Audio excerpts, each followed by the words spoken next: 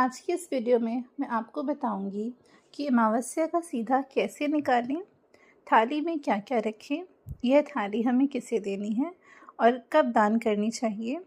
तो जैसा कि हम सभी जानते हैं कि अमावस्या तिथि आने वाली है। हर महीने की कृष्ण पक्ष की अंतिम तिथि को अमावस्या के नाम से जाना जाता है। यह पितरों की तिथि है।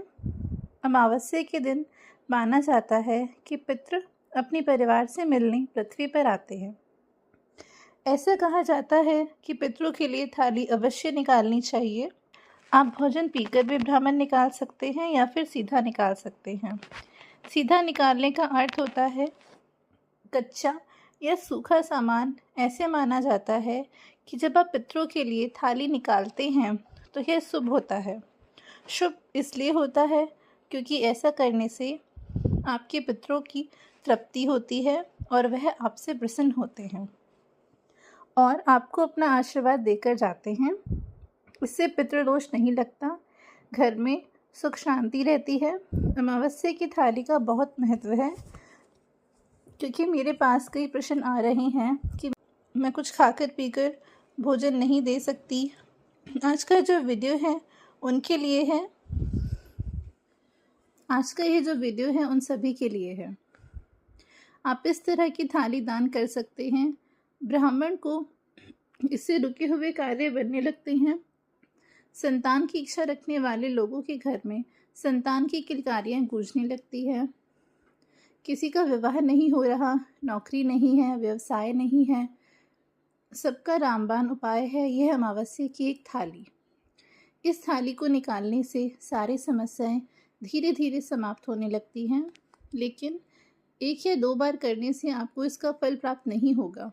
आपको अपनी जीवन शैली में इसे अपनाना होगा कि मैं हर अमावस्या को ऐसा करूँगी। चलिए अब जानते हैं सीधा कैसे निकालना है। यह थाली हमें कहाँ दान करनी है और आपको सीधे की थाली अमावस्या पर निकालनी है। अमावस्या पर चंद्र के दर्शन नहीं होते और ऐसा कहा जाता है कि सूर्य और चंद्रमा एक ही राशि में गोचर करते हैं, इसलिए यह तिथि जो है शुभ कार्यों के लिए नहीं है।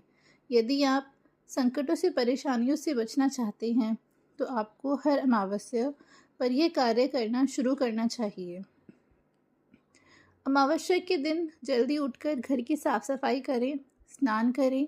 पूजा के बाद आप एक थाली को लें, एक कटोरी आटा रखें, एक कटोरी चावल रखें। चावल इसलिए क्योंकि अमावस्या पर खीर बनाई जाती है। एक कटोरी दाल लेनी है, मूंग की, चने की, इनमें से कोई भी दाल आप ले सकते हैं, लेकिन आपको मसूर की दाल नहीं लेनी है। आपको एक कटोरी चीनी लेनी है क्योंकि मीठे का दान ज़रूर किया जाता है। अब आपको दूध लेना है। आपके पास खुला दूध है तो वह भी दे सकते हैं और आप पैकेट वाला दूध भी थाली में रख सकते हैं। और नमक लेना है। आप एक पैकेट नमक का ले सकते हैं या थोड़ा सा नमक ले सकते हैं। आप मसाले भी ले सकते हैं, यानी मिर्च, सूखा धनिया, हल्दी, आप ये सब ले सकते हैं। आलू, टमाटर, कद्दू, लौकी, बीन्स, इन सब्जियों का दान कर सकते हैं, लेकिन लहसुन, प्याज, शलजम, बैंगन आदि सब्जियों को रखने से बचना चाहिए। और सबसे ज़रूरी है दक्षिणा। आप अपने सामर्थ्य के हिसाब से दक्षिणा ज़रूर रखें। कहा जाता है कि पूजा की थाली में यह पूजा में कोई कमी रह जाती है तो दक्षिणा से पूरी हो जाती है। घी लेना है। सारा सामान इस तरह से रखकर अब आप अपने पितरों का ध्यान करके अपनी अंजलि में जल लेकर 3 बार थाली के ऊपर से फिर आकर ज़मीन पर छोड़ देना है। अपने पूर्वजों से प्रार्थना करें कि यह थाली आपके लिए है, अब आप इसे स्वीकार करें। जब ये थाली आप निकालेंगे तो बिना मुंह झूठा किए हुए निकाल दें, यानी कि आपको कुछ खाना पीना नहीं है। पूजा करके सूर्य भगवान को जल भी देना है। जल में थोड़े से काले तिल डालें। थाली को घर की बिटिया के हाथ नहीं लगना चाहिए।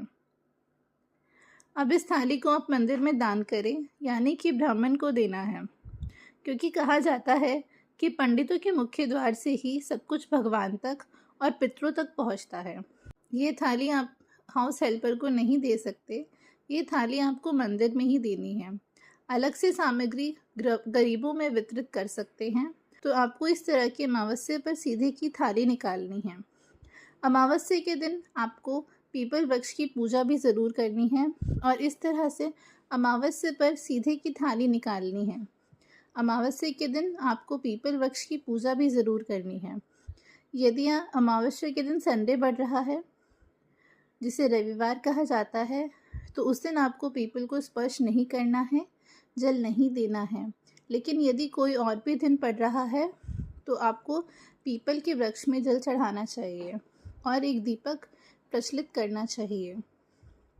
अपने पितरों के निमित्त में प्रार्थना करनी चाहिए कि आपका पितृ प्रसन्न हो और जो भी कोई आपको क्षमा याचना मांगनी है, अपने पितरों से जाने अनजाने में की गई गलती के लिए क्षमा मांगनी है। तो चलिए इस वीडियो में बस इतना ही। मिलते हैं अगली वीडियो में कुछ नई जानकारियों के साथ।